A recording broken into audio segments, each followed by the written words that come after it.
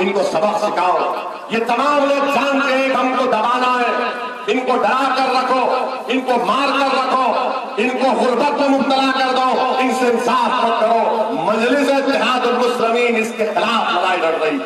और नरेंद्र मोदी कहती है कि मैं मुस्लिम महिलाओं का सुरक्षा दूंगा उनको। हिंदुस्तान के वजीर आजम आप और महिलाओं का सुरक्षा, आप पहले एक काम करो मोदी साहब, आप गुजरात की हमारी भाभी से इंसाफ करो। पहले गुजरात की भाभी से इंसाफ कर लो, वो बेचारी भी तड़प रही है।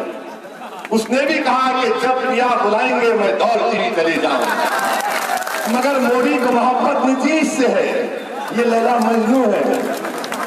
इनका काम से लोगों को धोखा देना है। एक कहता है कि मेरे बिहार में ऐसा नहीं करने दूंगा, मगर बराबर मोदी के साथ रहेंगे। नीतीश कुमार और मोदी याद रखो, अब इंशाअल्लाह ताला नविश्ते दीवार पढ़ लो, अब तुम्हारा सियासी खातिमा होने का वक्त आ चुका है इंशाअल्लाह ताला। यकीनन इंशाअल्लाह ताला किशनगंज से अख्तरुल ईमान की कामयाबी यकीनी है इंशाअल्लाह ताला। मैं हवा देख रहा हूं अख्तरुल ईमान के हक में फैल रही है और इंशाअल्लाह ताला 18 तारीख के आते आते ये तूफान की शक्ल अख्तियार कर जाएगी पूरे किशनगंज में। मुझे पूरा यकीन है अख्तरुल ईमान की तारीख में किशनगंज का हर नौजवान, हर बुजुर्ग, हर आलिम, हर मसलक, हर मकतब, हर फिरके के लोग हमारी माँ और बहन अख्तरुल ईमान के अपने अपने वोट का इस्तेमाल करेंगी। क्योंकि आज आपको एक आवाज की जरूरत है हिंदुस्तान की पार्लियामेंट में। बताइए आप कि ट्रिपल तलाक का बिल पेश हुआ हिंदुस्तान की पार्लियामेंट में और क्या किया कांग्रेस ने? मौलाना मरहूम से कहा कि मौलाना आप इस बहस में हिस्सा मत लीजिए। दुनिया जानती है कि मौलाना मरहूम असरारुल कासमी दारुल देवबंद के आलिम थे, मगर इसके बावजूद भी ये कांग्रेस पार्टी ने उन्हें बोलने नहीं दिया।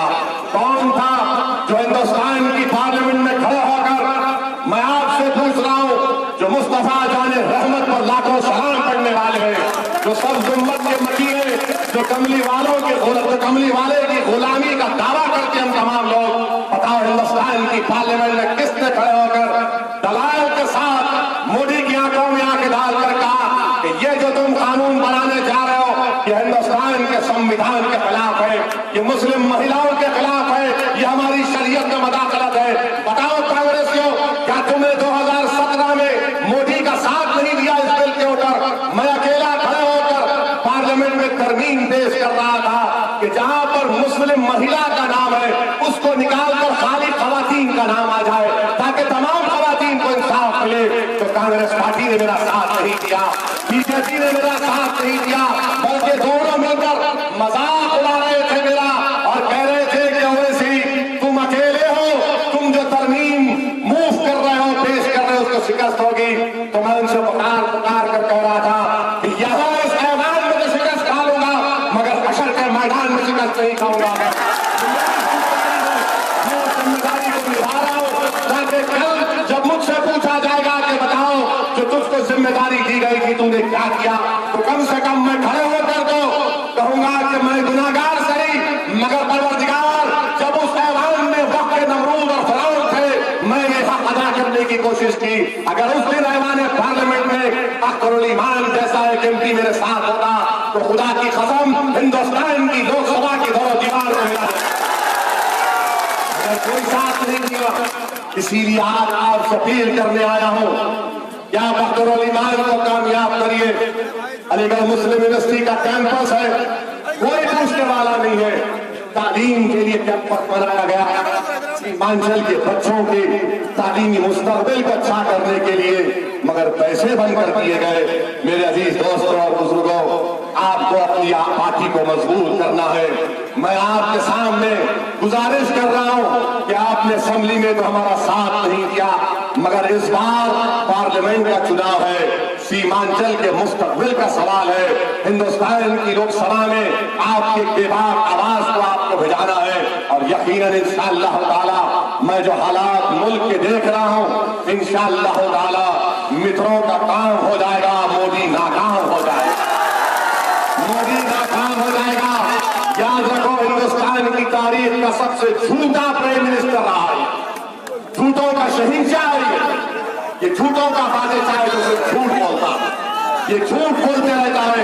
मेरे अजीज दोस्तों और बुजुर्गों, मैं आपसे गुजारिश करने आया हूं कि 18 अप्रैल के दिन सुबह आप अपने घर से निकलिए और अपने पोलिंग परसेंटेज को उसमें बढ़ाइए, कामयाब करिए, अख्तर अल ईमान को कामयाब करिए।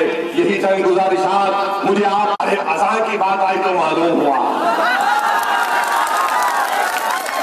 हुआ कि जावेद बैठा हुआ था, पंजाब का मिनिस्टर तकरीर कर रहा था, अज़ान हो रही थी और ये जावेद में इतनी हिम्मत नहीं थी कि रुक जा अज़ान कर। अरे अज़ान के दौरान जावेद तू अज़ान के लिए अपने कांग्रेस के लीडर की तकरीर को बोल दे रहा का कोई मतलब नहीं। ये फर्क है मजलिस में, अख्तर ईमान में, और वो नाम निहाद जो भी है उसका नाम। बहरहाल मेरे भाई 371 की लड़ाई है, मोदी की लड़ाई 370 की है, हमारी लड़ाई 371 की है। और संविधान में, हिंदुस्तान के आईन में इस बात की इजाजत है कि जो मुल्क में सबसे पिछड़ा इलाका